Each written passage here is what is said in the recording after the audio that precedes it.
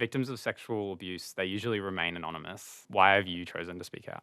So I've chosen to speak out and have my name and my photo out there tied to my story because I want people to know that, like, I'm a real person and people that go through these experiences are real people. Alliyah was groomed from the age of 12 and then sexually abused by their primary school science teacher.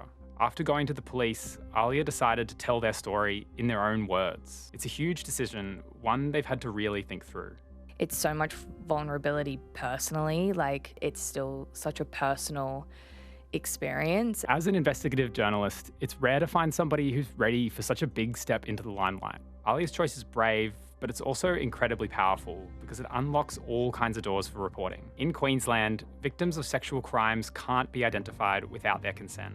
And these protections are really important, but they also have this annoying side effect. They also protect those who may have let them down.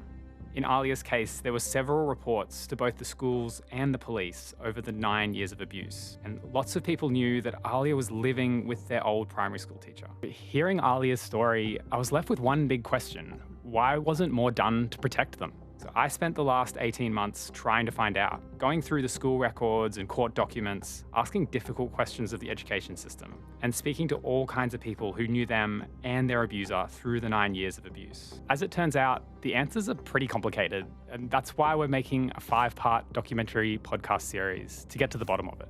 I'm hoping that for a bunch of people, kids, parents, teachers, adults in general, can see all the red flags and understand to not have gender prejudice about predators. Like, a predator is not a male or a female, a predator is a predator. It's called The Favourite, a series by Background Briefing. Find it on the ABC Listen app or wherever you get your podcasts.